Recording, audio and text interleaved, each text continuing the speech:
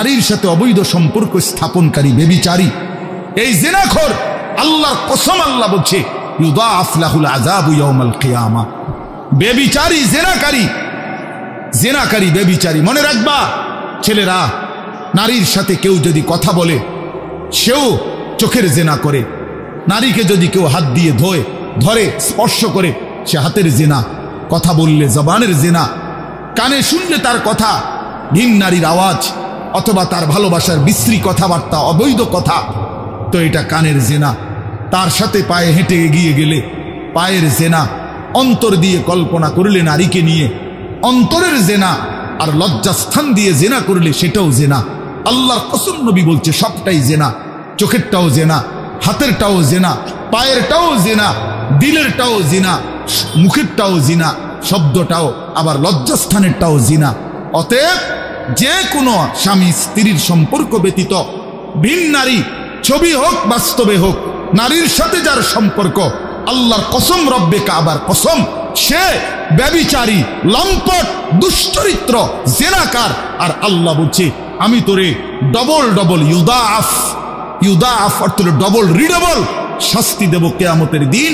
ওয়া ইয়াখলুদ ফীহি মুহানা, এবং আল্লাহ বলে তারে বেইজ্জতি কইরা, লাঞ্ছিত কইরা চিরস্থায়ী জাহান্নামে ফেলে দেব। দোস্ত আমার, মনে রাখো বাপ, আমি খোলামেলা বললাম, আমি পরিষ্কার বললাম। হাজারো ছেলে তোমাদের চেহারা দেখে বোঝা যায় ভাইয়া, এইখানেও তোমরা অনেক ছেলে চেহারা দেখলে বোঝা যায় আজকের সারাদিনে এক ওয়াক্ত নামাজ পড়ো নাই। কেমনে এত বড় পাষাণ হইলা? আল্লাহকে এভাবে কেমনে ভুলে গেলা? কেমনে ভুলে গেলা? কোরআন শরীফের আমি দুইটা কথা বলি। একটা কোরআন শরীফের আয়াত আছে, আমার বাপ আপনাদেরকেও শুনাই, আপনারা আপনাদের ছেলেদেরকে বইলেন। প্রয়োজনে ছেলেটাকে হাতে ধরে একটাবার চোখের পানি ফেলেন, মেয়েটারে হাতে ধরে চোখের পানি ফেলেন। আল্লাহ কোরআনে বলছে ফাবি আইয়ি হাদিসিম বাদাহু ইউমিনুন, 29 নম্বর পারায় সূরা মুরসালাতের মধ্যে এই আয়াতটা আছে।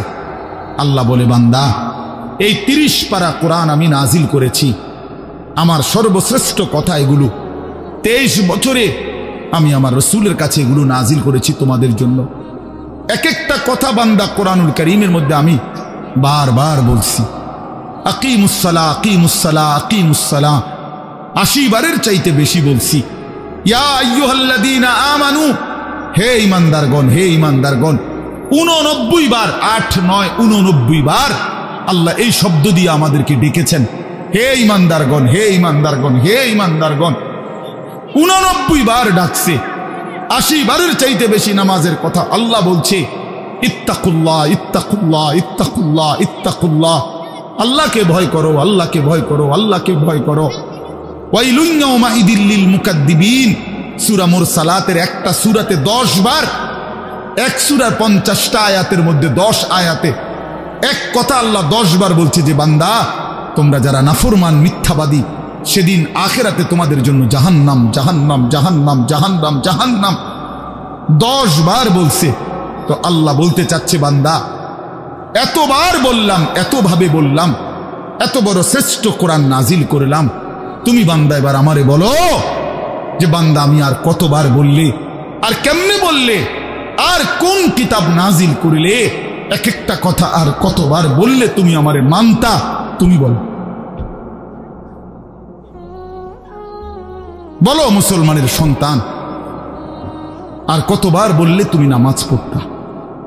এই কথা যখন তোমার সামনে হাসরের ময়দানে ভাবে আল্লাহ জিজ্ঞেস করবে যে আর কতবার বললে বান্দা তুমি আমারে সেজদা করতা, কি জবাব দিবা বাপ?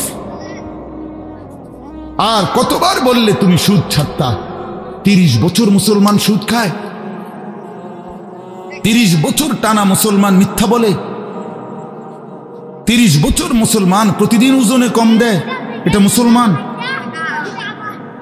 30 বছর ধরে মুসলমানের ঘরে প্রতিদিন রঙিন টেলিভিশনে নাচ গান নর্তকীর ছবি চলে, প্রতিদিন টেলিভিশন চলবে, এটা জিন্দেগি? এটাই জীবন? 60 বছর বয়স আপনি এখনো বিড়ি সিগারেট খাবেন, এটাই কথা ছিল?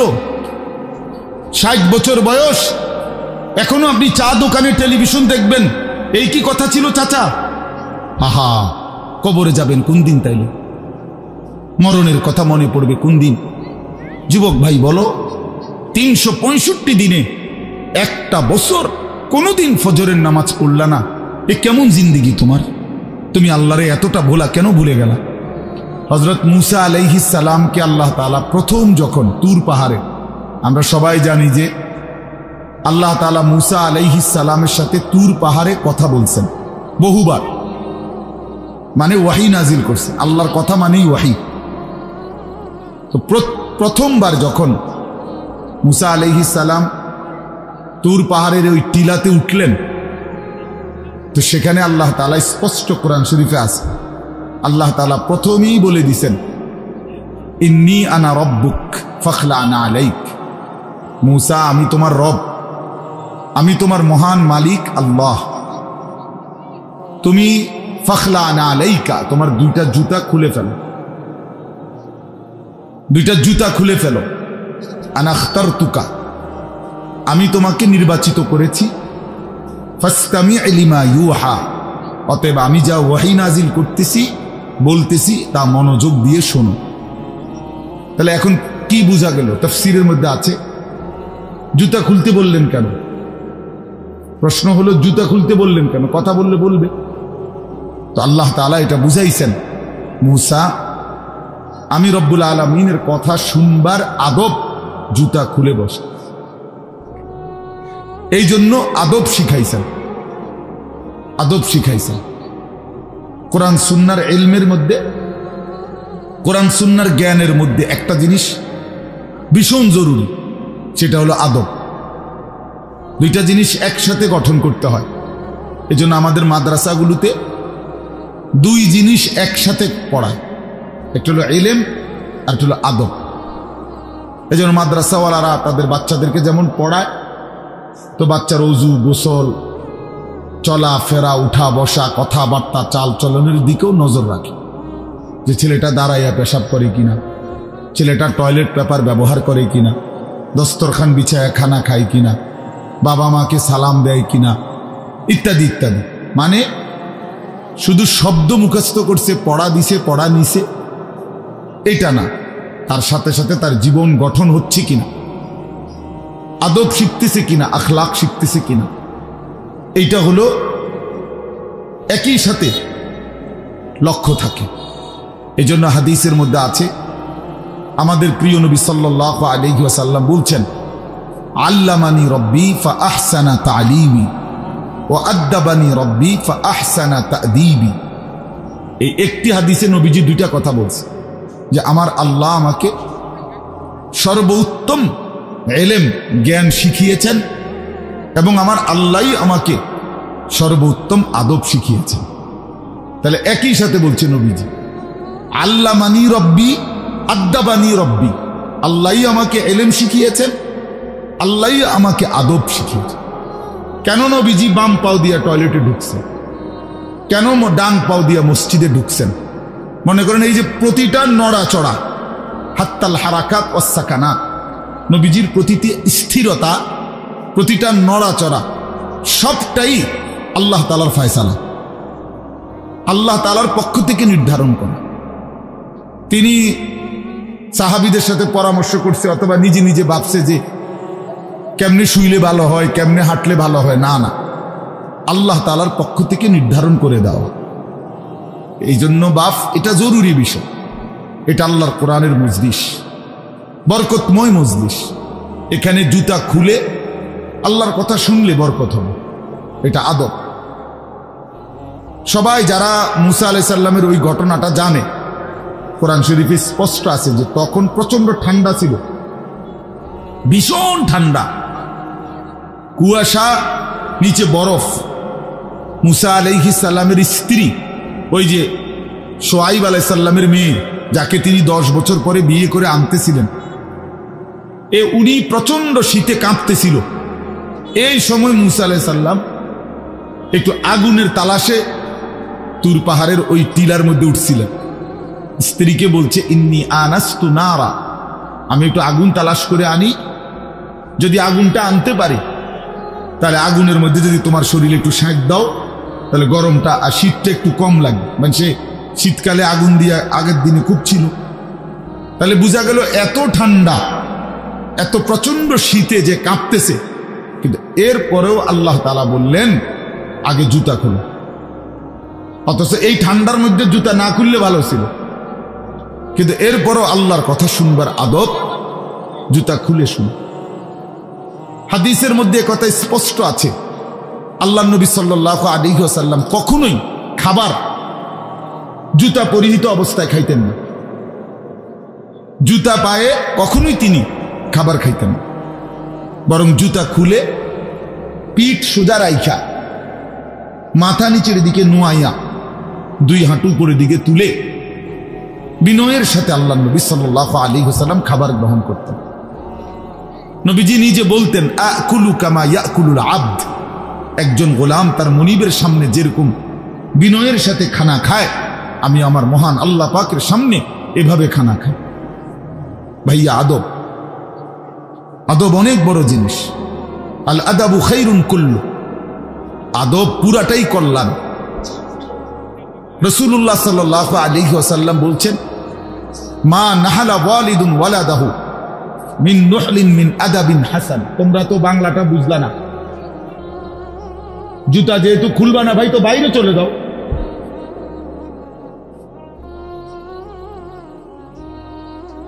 আশ্চর্য মানুষ। না না, অনেকের আছে গাদ্দারি স্বভাব, যে আমি যেমনি আছি এমনি শুনবো। এটা সিধা করতে হবে। জিন্দিগি যদি সোজাই না হয় তো বললাম কারে, বললাম কাকে? শুধুই কেবল ভাইয়া শুনলাম একজনের পরিচিতি আছে, একজনের জনপ্রিয়তা আছে, একজনের সুর আছে, একজনের টান আছে, একজনের জোরে গলার আওয়াজ আছে, তো এই কারণে জড়লাম। কি ফায়দা এতে ভাই? কথা বোঝেন নাই? আমারে মনে করেন 1 কোটি মানুষ চিনে, তো আপনার লাভ কি? আমারে 10 কোটি মানুষ চিনে, সারা পৃথিবী চিনে, তো আমারে চিনলে তোমার লাভ কি? তুমি কি বদলাইলা এটা না দেখার বিষয়। আমি আমার জন্য কি গ্রহণ করলাম, এখানে কার জনপ্রিয়তা আছে না নাই, এটা দিয়ে কে ঘাস কাটে? জনপ্রিয়তা দিয়া হয় কি? কিচ্ছু না, কিছুই না। পৃথিবীর জনপ্রিয় অজনপ্রিয় সব মানুষই ভাত খায়, তো আর জনপ্রিয়তার আলাদা ভ্যালু কি? ঘুম যায়, পেশাব পায়খানা করে, তো আর এনে কি আহামরি কি? এটা কিচ্ছু না, এটা ধোঁকা ছাড়া আর কিচ্ছু না, ধোঁকা। এই জন্য ভাই আমি আবারও অনুরোধ করছি, তোমরা কষ্ট পাইও না, প্যান্ডেলের ভিতরে দাঁড়াইও না। আমি অনুরোধ করলাম, কমপক্ষে প্যান্ডেলের ভিতরে ভাই মাহফিলের যেই যুব সমাজরা আয়োজন করছো ভাই, তোমাদের কাছে অনুরোধ আমার, তোমরা কয়েকজন কমপক্ষে স্বেচ্ছাসেবকের দায়িত্ব পালন করো। যারাই দাঁড়িয়ে আছে তাদেরকে বসতে বলো। এটা ভালো, আজকের জন্য না, সব সময়ের জন্য।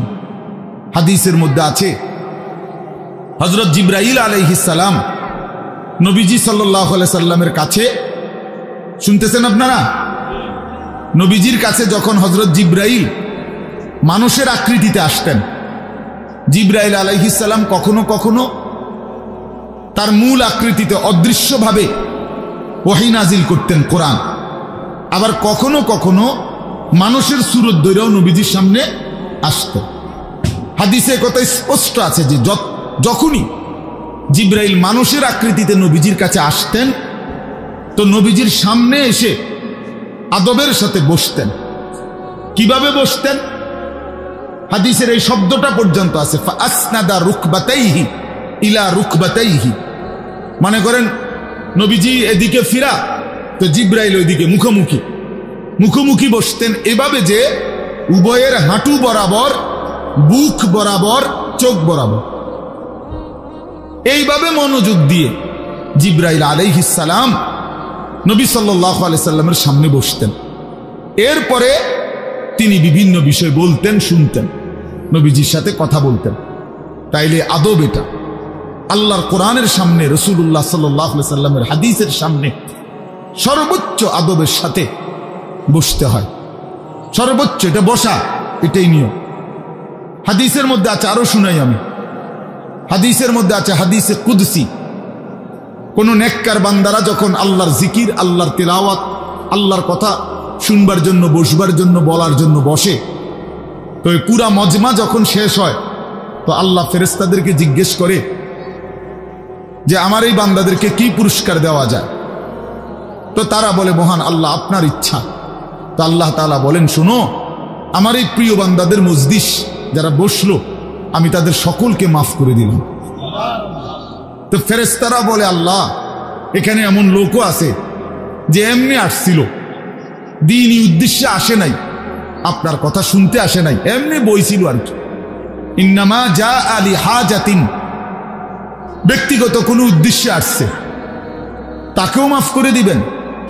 তখন আল্লাহ তাআলা বলেন হাদিসে কুদসি, হুমুল কওমু লা ইয়াশকা বিহিম জালিসুহুম, এই শব্দটা বুঝাইতে চাই। আল্লাহ তাআলা তখন বলেন আমার প্রিয় বান্দাদের মজলিস, কিছু বলবেন? বসেন।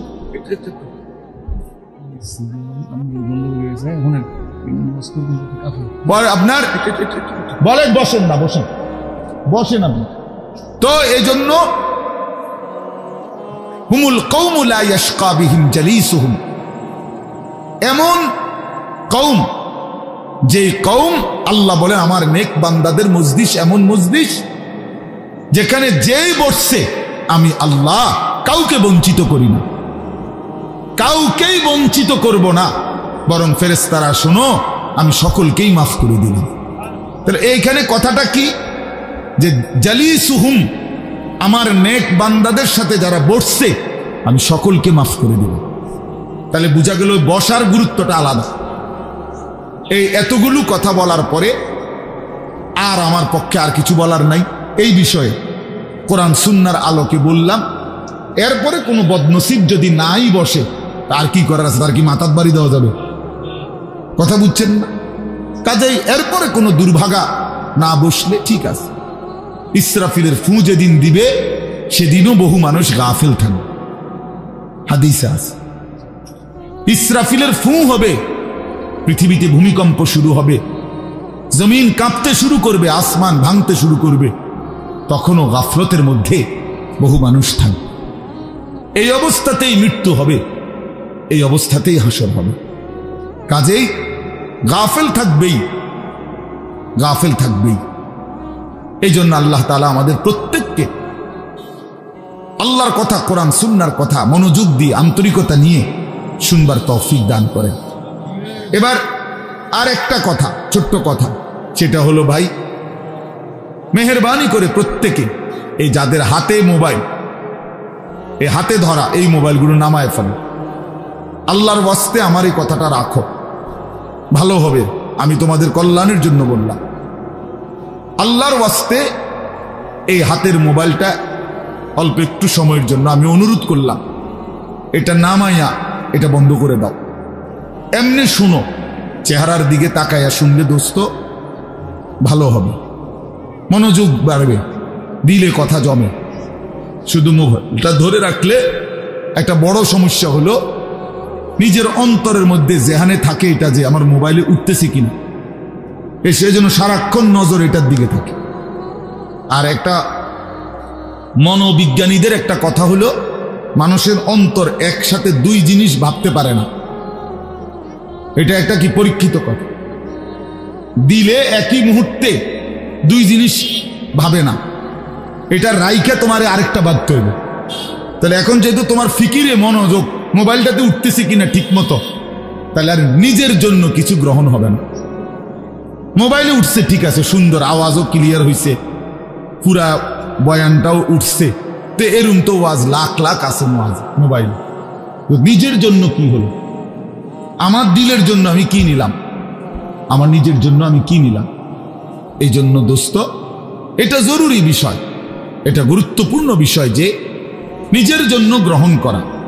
তু আগার মেরা নিহি বনতা না বন, আপনা তো বন। ভারতীয় উপমহাদেশের একজন বিখ্যাত বুজুর্গ বলছেন, সৈয়দ আবুল হাসান আলী নদভী রহমতুল্লাহ আলাই, হে যুবক, যদি তুমি মানুষের কল্যাণ, সমাজের কল্যাণ কারো কোনো উপকার যদি করতে নাও পারো, আপনা তো বন, নিজের ভালোটুকু তো করো, নিজের কল্যাণটা তো কমপক্ষে ভাবো, নিজেরে কমপক্ষে সুন্দর বানাও। আমি কে, আমি কোত্থেকে আসলাম, আমারে কে বানাইলো, আমি কোত্থেকে আসলাম, কেন বানাইলেন, আমি ফিরে যাব কোথায়। প্রতিনিয়ত দোস্ত বন্ধু আমার, বাপ আমার, যে মানুষগুলো কবরে চলে যায় তাদেরকে কে নিয়ে যাচ্ছে? কেউ তো নিজের থেকে মরতে চায় না, আত্মীয় স্বজনও তো কারো মৃত্যু চায় না, কিন্তু একজন অদৃশ্য মালিক নিয়ে যাচ্ছে। কেন নিয়ে যায়? কেন নিয়ে যাচ্ছেন? কোথায় নিয়ে যাচ্ছে? এই জন্য প্রিয় বন্ধু বাপ, এটা আমাদের ভাবা উচিত। এতটুকু যে আমি নিজের কমপক্ষে ভাবি, আপনা তো বান। কোরআনুল কারীমে আল্লাহ বলছে, ইয়া আইয়ুহাল্লাযীনা আমানু আলাইকুম আনফুসাকুম, হে ঈমানদারগণ, মুমিনগণ, তোমরা নিজেকে নিয়ে নিজেকে সাজাও, গড়ো। আলাইকুম আনফুসাকুম, নিজেকে মজবুত করে ধরো, নিজের ভালোটুকু করো, নিজের সৌন্দর্যটুকু বুঝো। কোরআনুল কারীমে আল্লাহ বলছে, ভাইয়া ওয়ালা তুলকু বিআইদিকুম ইলা তাহলুকা, হে আমার বান্দা, নিজেকে নিজে ধ্বংস করে দিও না, নিজেকে নিজে বরবাদ করে দিও না। একটা মোটর সাইকেল, অনেক ছেলে পেলে, আমি প্রায় সময় বলি, আমার এতটা মায়া লাগে যে হায়, নিজে একটা মোটর সাইকেল এইভাবে চালায়, মনে হয় একটা কুত্তাও এভাবে দৌড়ায় না, এত দ্রুত গতি। আহা সন্তান, অ্যাক্সিডেন্ট করলে তো তোমারই পাওটা ভাঙ্গা যাবে, অ্যাক্সিডেন্ট করলে তোমার মাথাটা ফাইটা যাবে, অ্যাক্সিডেন্ট করলে তুমি তো রক্তাক্ত হয়ে যাবে। এতটুকু ভালো যদি না বুঝে এই পাগল, এই মাতাল, কি পরিমাণ মাতাল, এ কি পরিমাণ মাতাল। খুব জোরে চালাইলে মানুষে দেখবো, মানুষে দেখতে দেখতে তো তুমি গেছো গা, তো কি দেখতো মানুষে? এটা দেখবো কি? তা তুমি দেখবার আগে তো তুমি তো দৌড় দিছো কুত্তার মতো, তো তোমার কি তা চাইতো মানুষ? কি দেখবো এটা? এটা দেখার কি আছে এটাতে? আস্তাগফিরুল্লাহ, আস্তাগফিরুল্লাহ। এরকম অসংখ্য বিষয় আছে যে তুমি যদি মনে করো দিবানিশি চরিত্রহীনতার মধ্যে ডুবে গেলা, উলঙ্গ ছবি, নর্তকীর নাচ, জিনা, ব্যভিচারের দৃশ্য দেখলা সারা রাত সারা দিন মোবাইলে, প্রিয় বন্ধু আমার, ভাই আমার, তুমি একবার ইনসাফের সাথে ভাবো যে এরপরে এর পরিণতিতে তোমার হালাত কি হবে। তোমার শরীর, তোমার যৌবন, তোমার যৌন শক্তি, তোমার যৌবনের সক্ষমতা, এটা যখন প্রয়োজনের মুহূর্তে হারায় যাবে, তুমি যখন ফকির হইবা, তুমি যখন ফকির হয়ে যাইবা, একদিন শরীরের সক্ষমতার অভাবে যখন ধুকে ধুকে কাঁদবা, দুনিয়া তো বেইজ্জতি, আখেরা তো বেইজ্জতি, তো কি হবে সেদিন? কে তোমার খবর নিবে? কে কার খবর নেয়? স্বার্থপর এই দুনিয়ায় কেউ কারো খবর নেয় না দোস্ত, এই স্বার্থপর দুনিয়ায় কেউ খবর নেয় না। তুমি যেদিন মরে যাবা, আমি যেদিন মরে যাব, সেদিনও পৃথিবীতে সূর্য উঠবে, চাঁদ উঠবে, এই গাড়ি চলবে, সিএনজি চলবে, অটো চলবে, দোকানপাট খুলবে, ব্যস্ত মানুষ সব বাজার ব্যবসা ঠিকই চলবে, সব দৌড়াচ্ছে, শুধু আমি নিস্তব্ধ, শুধু আমি থেমে গেলাম। আমার হাত আর নড়ে না, পাও আর নড়ে না, আমার আর চোখ খোলে না, আমার আর জিন্দিগির কোন স্পন্দন নাই। এরই নাম দুনিয়া, এরই নাম দুনিয়া। বিকালবেলা যারা জানাজা পড়ছে, এই স্ত্রী ছেলে কাঁদছে সারাদিন বাপের জন্য, স্বামীর জন্য, এই মানুষগুলোই রাত্র 9টায় আবার পাশের বাড়ির থেকে রান্না করে আনছে, এরাই পেট ভরে ভাত খাইতেছে। এরই নাম দুনিয়া, এর নাম দুনিয়া, এর নাম দুনিয়া। এই মানুষগুলো তো একদিন উপাস থাকলো না, আপন সন্তান, আপন স্ত্রী, তাহলে ধোকার এই দুনিয়া কার জন্য সাজাইল? কার জন্য বলে? বলে কার জন্য? ইয়ালামুনা যাহিরাম মিনাল হায়াতিদ দুনিয়া ওয়া হুম আনিল আখিরাতি হুম গাফিলুন। আল্লাহ বলে, বান্দা, দুনিয়ার জীবন তো খুব বুঝলা, কিন্তু আখিরাতের ব্যাপারে গাফিল হয়ে রইলা। আমার ছেলেরা, তোমরা বলো ভাই, তোমরা যারা খোদার 365 দিনে একটা বছরে কোনোদিন ফজরের নামাজ কোনোদিন পড়ো নাই, তোমার এই পরিণতি, তোমার এই গন্তব্য শেষ কোথায়? তুমি বলো ইনসাফের সাথে। তোমার বিবেককে, প্রিয় বন্ধু, 1 মিনিটের জন্য আমি তোমার বিবেককে বললাম, তুমি বলো সারাদিন যে উলঙ্গ ছবি দেখলা, সারা রাত যে নর্তকীর ছবি দেখলা, এরপরে তোমার গন্তব্য কোথায়? থামবা কোথায়? তুমি কোথায় গিয়ে থামবা? তোমার পরিণতি কি? তোমার টার্গেট কি? এই নাচ, এই গান, এই ছবি, এই জেনা, এই ব্যভিচার, এই মদ, এই জুয়া, এই ফেন্সিডিল, এই ইয়াবা? আরে নাফরমান, তোরে শেষ পর্যন্ত কোথায় গিয়ে থামাবে? তোরে একটা জানোয়ার ছাড়া, একটা কুকুর বিড়াল ছাড়া, একটা হাইওয়ান ছাড়া আর কিচ্ছু বানাবে না। তোরে একটা নর পশু বানায় দিবে। চরিত্রহীন মানুষ থাকে না, লম্পট কোনোদিন মানুষ হয় না। মদখোর, নেশাখোর, জুয়ারি, ফেন্সিখোর, বাবাখোর, ডাইলখোর, ইয়াবাখোর, ফুট্টাখোর, হারামখোর, ওই মানুষ থাকে না, ওই জানোয়ার হয়ে যায়। জানোয়ার, জানোয়ার হয়ে যায় বেটা, জানোয়ার হয়ে যায়। যে কপাল সেজদা দেয় না, সে কপাল, যে মানুষ মানুষ হয়ে সেজদা দেয় না, আল্লাহর কসম, আল্লাহ তাআলা কোরআনে বলছে, ইবলিস তুই সেজদা দিলি না, আজকের থেকে তুই শয়তান। এজন্য যে কপাল সেজদা দেয় না, সে মানুষ নয়, শয়তান। শয়তান বেটা, তুই বেটা শয়তান, শয়তান, এটা শয়তান। এর আগে কোনদিন ইবলিসকে শয়তান বলতো? কোন দিন থেকে বলছে?